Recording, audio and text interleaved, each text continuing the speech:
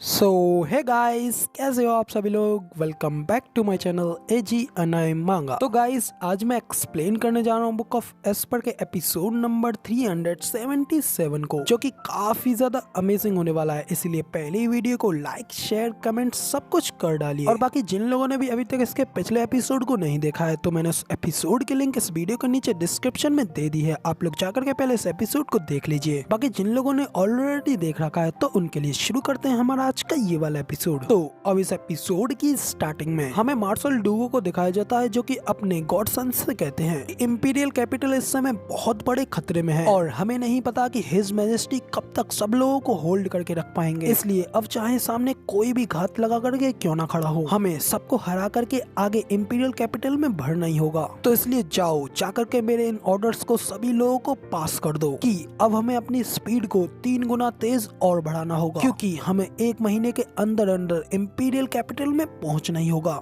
इसलिए इस समय जो भी विद्रोही हमारे सामने आए, उस विद्रोही को वहीं के वहीं पकड़ लिया जाए। तो अब इधर मार्शल लोगों की इतनी बात सुनते ही उनके बाकी के सभी लोग भी उनकी बात के लिए एग्री हो जाते हैं। इसके बाद वो अपनी स्पीड को और भी ज्यादा तेज करके वहाँ से तेजी से निकल रहे होते हैं। तभी कुछ देर बाद कुछ दूर पहुँचते ही अचानक से कई सारे सोल्जर्स के ऊपर एक अरे फॉर्मेशन एक्टिवेट हो जाती है। इसे देख करके वो लोग भी थोड़े घबरा गए होते हैं। लेकिन तभी उसी पल उस अरे फॉर्मेशन से एक जोरदार इलेक्ट्रिसिटी अटैक होता है, जिस वजह से उस अरे फॉर्मेशन के ट्रैप में आने वाले सभी सोल्जर्स बुरी तरीके से घायल हो जाते हैं। तभी ये देख मार्शल लोगो भी अचानक से रुकते हैं और कहते हैं कि ये एक ट्रैप है, हम पर घात लगा करके हमला किया जा रहा है, इसलिए सभी लोग जल्द से जल्द एक लाइन बना करके खड़े हो जाएं। इधर डिफेंस लाइन में खड़े होने के लिए कह करके मार्शल डूगो अपने सभी लोगों को बचाने की कोशिश कर रहे होते हैं, जबकि दूर से शैडो मैन, जिसका की फेस अभी हमें दिखाया नहीं गया होता है, वो कहता है कि तो ये है डुगू आर्मी का शौर्य, युद्ध और मृत्यु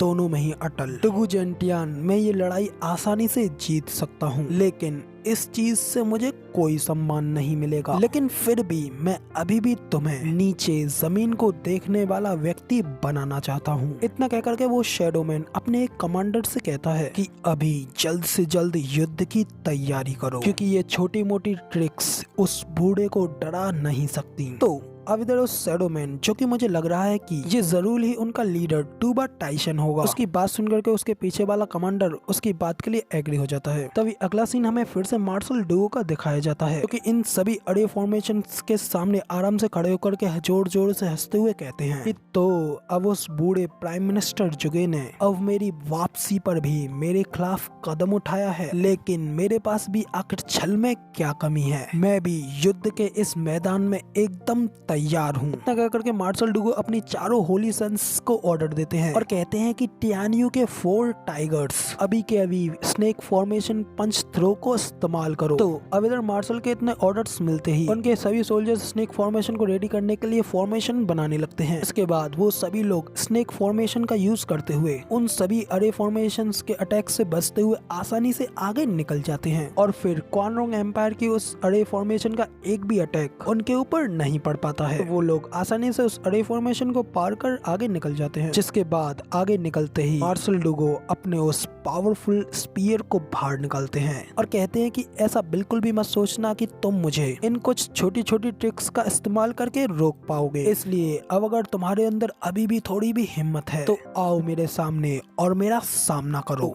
अब इधर मार्शल डूगो इतना कह करके सामने की ओर देखते हैं, तो सामने के नजारे को देख वो काफी ज्यादा हैरान हो गए होते हैं, क्योंकि उनके सामने लाखों की तादाद में क्वानरोंग बीस्ट आर्मी उनकी ओर आ रही होती है। जिसे देख मार्शल डूगो भी थोड़े परेशान होते हुए कहते हैं कि क्या ये तो क्वानरोंग बीस्ट आर्मी है, लेकिन आखिर ये लोग यहाँ पे क्या कर रहे हैं और इनके ऊपर इतने सारे लोग ये आखिर यहाँ पे कैसे हैं? क्या इसका मतलब ये है कि उस मनुष्य जुगे चेंगफेंग ने अपना देश ही बेच दिया और इस आर्मी को अनकंट्रोलेबल चलने देने से ये लोग मासूम लोगों को मार डालेंगे और टियानियो पे एक गहरा कहर बरसाएंगे? उस दुष्ट कमीने ने तो इस दुनिया के लोगों को भी किनारे कर दिया है, तो क्या उसे हेवन के क्रोध का भी बिल्कुल डर नहीं है। तो अब जब मार्शल ये सब कह रहे होते हैं कि तभी उनका एक गॉडसन, जिसका कि नाम मुझे अभी ढंग से पता नहीं है तो मैं उसे येलो बॉय कहूंगा, तो येलो बॉय मार्शल से कहता है मार्शल कुछ बदबू आ रही है। यहाँ तक कि प्राइम मिनिस्टर भी इतने बेशर्म नहीं होंगे कि वो क्वान रॉन्ग को टियान्यू में इस तरह खुले तौर पर और बिना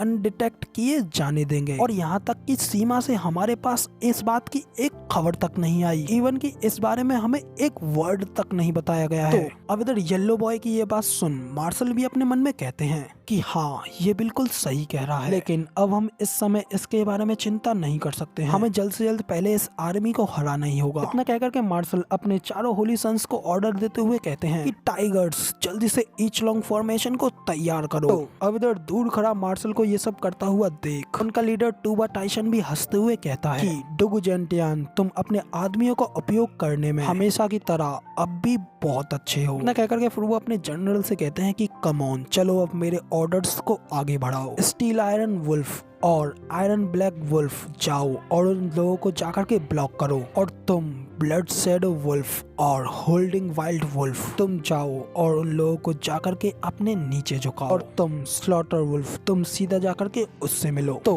अब इधर अपने लीडर के इतने ऑर्डर्स मिलते ही उनके सभी वुल्फ्स यानी कि उनके कैप्टन्स ऑर्डर्स के मुताबिक हमला करने के लिए बड़ी तेजी से आगे बढ़ जाते हैं। तभी दूसरी ओर हमें जंग की ओर दिखाया जाता है, जहाँ पे की एक तरफ येलो बॉय अपनी स्वॉर्डमैनशिप का इस्तेमाल करते हुए बाकी के आर्म सोल्जर्स को बड़ी तेजी से खत्म कर रहा होता है और खुश होकर के अपने सेकंड ब्रदर को आवाज लगाता है। तभी इस तरफ सेकंड ब्रदर भी अपनी बाकी के दुश्मनों को मारते हुए कहता है कि ये सब देख करके ऐसा लगता है कि अभी क्वान रॉन्ग के पास अभी कोई रियल कमांडर नहीं है, इसलिए हम फिलहाल अभी इनसे आजाद हो सकते हैं। फिर साथ ही सेकंड ब्रदर अपने मन में भी कहता है कि क्वान रॉन्ग की इतनी सारी बीस्ट आर्मी ने हमारे टियान्यू के ऊपर हमला किया है, लेकिन फिर भी ये अपने बिना किसी लीडर के कैसे हैं? ये भगदड़ से बिल्कुल अलग नहीं है। इधर दूसरी ओर हमें येलो बॉय को भी दिखाया जाता है, जो कि अपने सेकंड ब्रदर की बात सुनने के बाद अपने सभी सोल्जर्स के मोरल को बूस्ट करते हुए कहता है कि ठीक है, फिर आओ हम सब लोग एक साथ मिलकर के काम करते हैं और चलो जल्दी से इन सभी लोगों को हरा करके यहाँ से बाहर निकलते हैं। तो अब इधर येलो बॉय इतना कह करके आगे की ओर बढ़ ही रहा होता है कि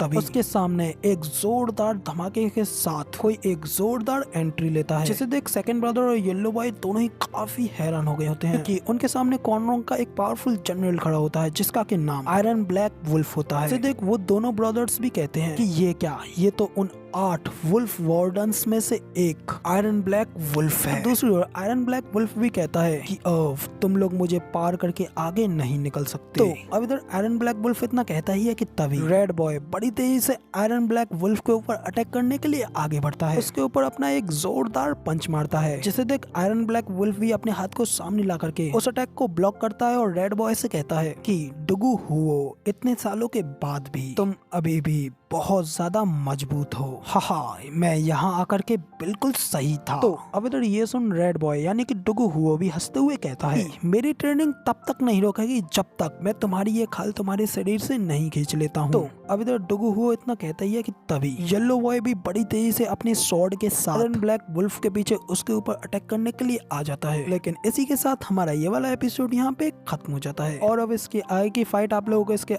अगले एपिसोड में देखने को मिलेगी। और फिलहाल वीडियो पसंद आई हो तो यार एक लाइक कर देना, साथ ही कमेंट करके जरूर बताना कि आपको हमारा ये वाला वीडियो का एक्सप्लेनेशन कैसा लगा। और ऐसी अमेजिंग वीडियोस को देखने के लिए चैनल को सब्सक्राइब जरूर से कर देना। शुक्रिया।